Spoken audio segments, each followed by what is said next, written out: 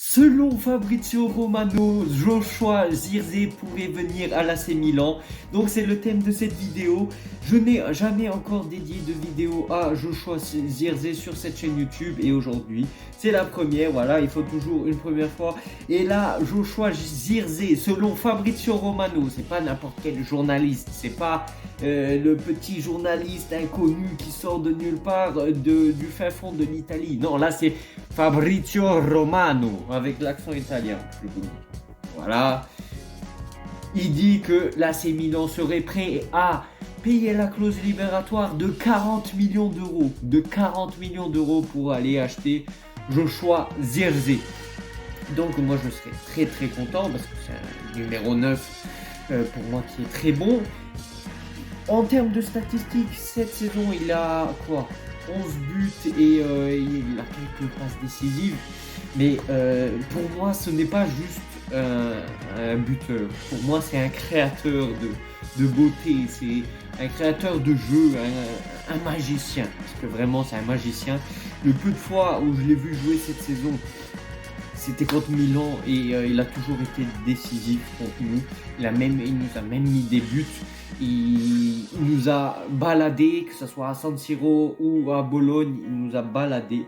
Pour moi, c'est un joueur extraordinaire qui s'est révélé incroyable avec l'équipe de Bologne, avec Thiago Motta en tant qu'entraîneur. Juste, ce que j'ai peur, c'est que ça soit le joueur d'une saison, comme le pouvait l'être à l'époque Christophe Piątek. Et voilà, même pas une demi-saison, il a mis, une flopée de buts. Il en a mis des dizaines et des dizaines. Et l'AC Milan a décidé de l'acheter directement en hiver pour 35 millions d'euros. Et au final, on ne sait même pas où il joue. Je crois qu'il jouait il n'y a pas longtemps à la Salernitana, à Hertha Berlin. Après, maintenant, je ne sais plus où il joue. Mais j'ai peur que ça finisse de cette manière-là, mais je ne pense pas, parce que Joshua Zirkzee, déjà physiquement, pour moi c'est une armoire à glace. Je sais pas, pour moi il est bien costaud, il est bien pour venir à l'AC Milan. Le seul truc que je trouve ça chelou, c'est que l'entraîneur de l'AC Milan n'est pas encore annoncé. Peut-être qu'ils vont l'annoncer la semaine prochaine, j'ai entendu dire, que ça sera du coup comment il s'appelle, Fonseca. Ça m'étonnerait que Fonseca aurait déjà donné l'accord pour aller prendre Zirkzee. Peut-être que l'AC Milan a pris contact avec Fonseca, même si je suis contre l'arrivée de Fonseca, mais je ferai une vidéo dédiée à lui quand ça sera officiel. Mais voilà, moi je suis contre son arrivée. Mais ça m'étonne donc qu'ils aillent payer 40 millions d'euros pour Joshua Zirkzee. Mais c'est un investissement qu'il faut aller faire parce que 40 millions d'euros pour un numéro 9 de nos jours, c'est très peu, je trouve. Parce que vraiment, il y a des joueurs comme Sesko, par exemple, qui valent vraiment 60-70 millions d'euros, qui vont aller tout naturellement vers l'Angleterre parce qu'ils ont cette capacité financière à aller chercher les joueurs à des prix extraordinaires. Mais voilà, donc pour moi 40 millions d'euros pour Zirkzee, c'est très bien. Voilà, c'est pas trop abusé. Même si bon, en soi, moi 25 millions d'euros, peut-être je les mettrais pour Zirkzee. Mais vu qu'on est dans un mercato où tous les numéros 9 valent vraiment au-dessus de ce qu'ils valent vraiment, voilà, pour moi je trouve 40 millions d'euros pour Joshua Zirkzee, c'est très bien. Surtout que pour moi c'est un très bon joueur, il peut très bien s'adapter à l'AC Milan. Ce qu'il faudrait, c'est qu'on achète Joshua Zirkzee en plus d'un autre joueur, une autre pointe, parce que on ne sait pas si Luka Jovic va renouveler son contrat. On sait que Olivier Giroud est parti, donc voilà, il faut remplacer Olivier Giroud avec un joueur à la hauteur. Voilà, c'est un grand investissement qu'il faut faire là pour la prochaine décennie. C'est très important d'avoir un numéro 9 imposant. Je l'ai toujours dit, Napoli, il y a Victor Osimhen, à la Juventus, il y a Vlahovic, au Bayern, il y a Harry Kane, voilà, à Manchester City, il y a Haaland. Pour moi, il faut toujours des bons numéro 9, je sais pas, pas des vétérans, mais des points de référence là devant. Et pour moi, Joshua Zirkzee peut être une référence là devant en tant que numéro 9 de notre attaque. Dites-moi ce que vous en pensez dans les commentaires. Bon, la vidéo n'est pas finie, restez jusqu'au bout, c'est juste, dites-moi ce que vous en pensez dans les commentaires de Joshua Zirkzee. Pour moi, c'est un excellent joueur.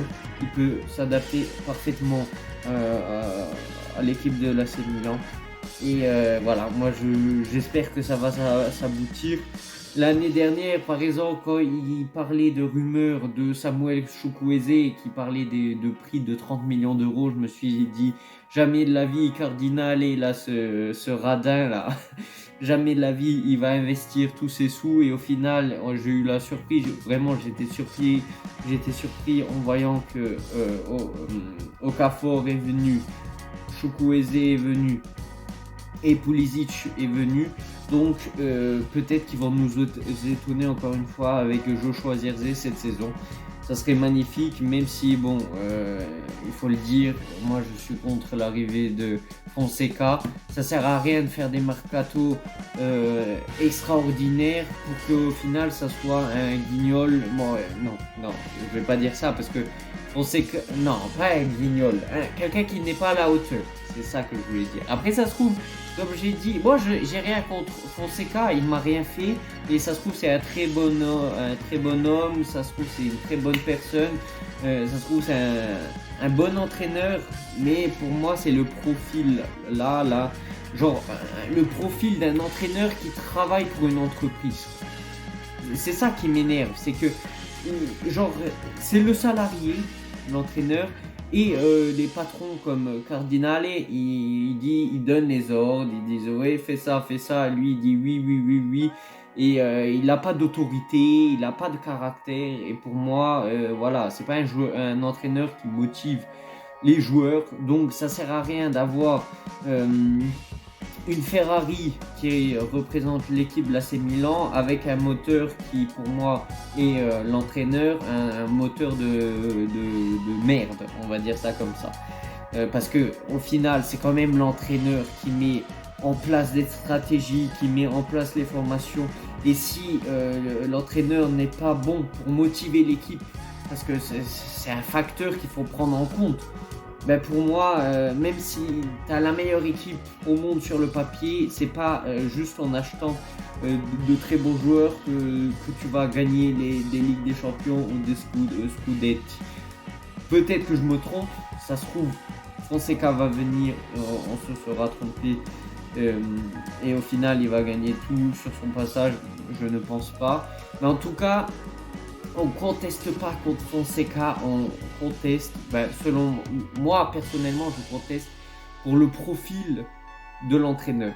Parce que moi, j'ai pas envie d'un entraîneur qui se laisse marcher dessus par Cardinale. J'ai envie.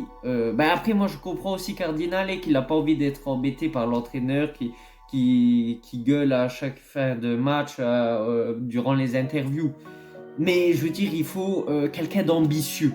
Et pour moi, Fonseca n'est pas ambitieux comme ne l'est pas Jerry Cardinale. Parce qu'à partir du moment où tu décides de prendre un Fonseca parce qu'il prend seulement 2,5 millions de salaire et tu veux éviter de prendre Conte parce qu'il prend 7 millions de salaire, sauf que Conte te garantit au moins de participer à la victoire, au moins de participer. Il ne te garantit pas forcément de gagner le Scudetto, mais au moins d'avoir essayé de gagner le Scudetto.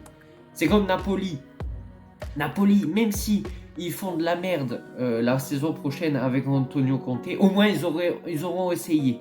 Ils auront eu la bonne mentalité d'aller prendre Antonio Conte. Parce que durant ces 10 dernières décennies, Napoli, ils ont eu la bonne mentalité de prendre des bons entraîneurs. Ils ont pris Ancelotti, Maurizio Sarri, qui était un très bon entraîneur à l'époque, Antonio Conte, Spalletti. Ils ont pris vraiment des meilleurs entraîneurs que nous, en tout cas. Nous, on a eu qui? Pioli, qui nous a fait gagner un Scudetto, mais voilà, c'est pas un grand nom des entraîneurs de football. On a eu qui? Gattuso, Gianpaolo. On a eu qui d'autre? On a eu après que des anciens joueurs du Milan, Montella et tout ça. Mais pour moi, voilà, c'est pas des entraîneurs ambitieux. Voilà, dites-moi ce que vous en pensez dans les commentaires de l'arrivée de Joshua Zirkzee. Moi, je serais content. Et en plus, si c'est Fabrizio Romano qui en parle, c'est que il y a quelque chose qui est en train de se dérouler là. Allez, sur ce, à la prochaine. Ciao, ciao. Wake up, today's gonna be a good day. Wake up, today's gonna be a good day. Wake up, today's gonna be a good day.